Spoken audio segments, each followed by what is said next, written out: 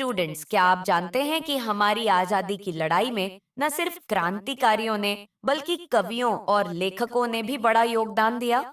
आज हम एक ऐसी महान कवयित्री और स्वतंत्रता संग्राम की नायिका के बारे में जानने जा रहे हैं, जिन्हें हम सभी भारत की बुलबुल के नाम से जानते हैं, श्रीमती सरोजिनी नायडू।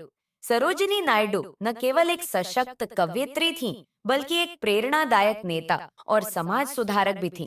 उनकी कविता इंडियन वीवर्स में उन्होंने बड़े ही खूबसूरत ढंग से हमारे जीवन के 3 महत्वपूर्ण पड़ावों, जन्म, युवा अवस्था और मृत्यु को काव्यात्मक रूप में प्रस्तुत किया है।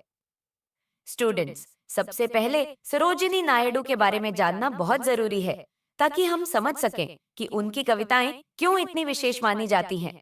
सरोजिनी नायडू का जन्म 1879 में हुआ था। वह एक कवयित्री, राजनीतिक कार्यकर्ता, नारीवादी और भारतीय राष्ट्रीय कांग्रेस की पहली महिला अध्यक्ष थीं। सरोजिनी नायडू ने भारतीय स्वतंत्रता संग्राम में प्रमुख भूमिका निभाई और 1947 में आजाद भारत की पहली महिला राज्यपाल बनी।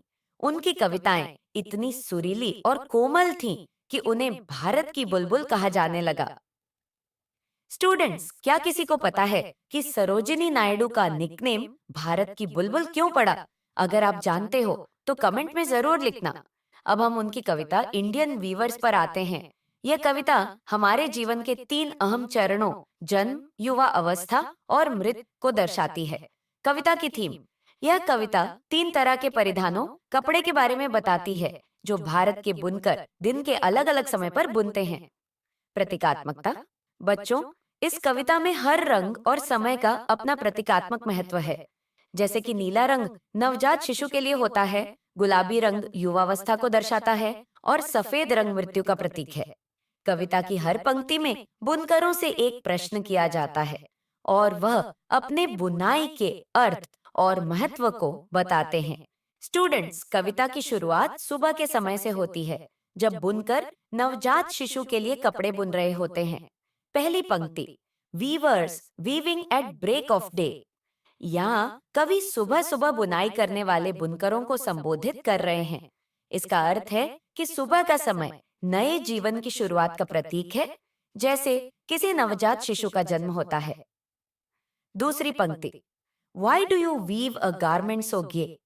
यहाँ कवि पूछते हैं कि बुनकर इतना खुश रंग का परिधान क्यों बना रहे हैं।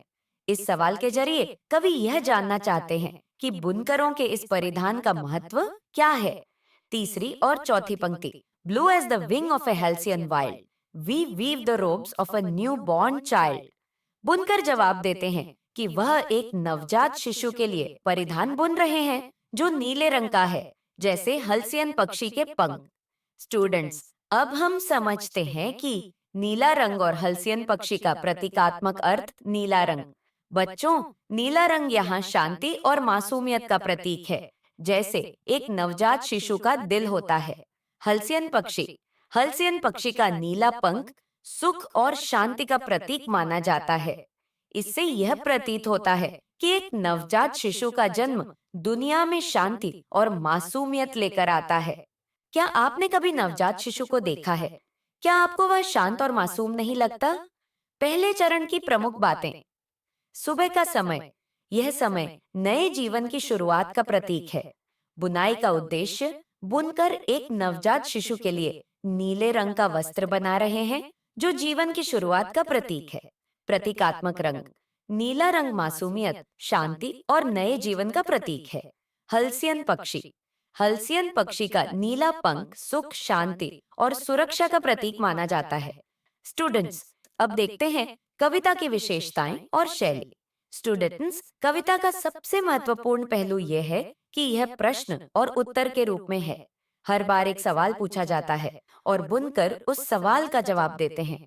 हर रंग और हर समय का अपना गहरा प्रतीकात्मक महत्व है। कविता के हर चरण में जीवन के अलग अलग पहलुओं को दिखाया गया है।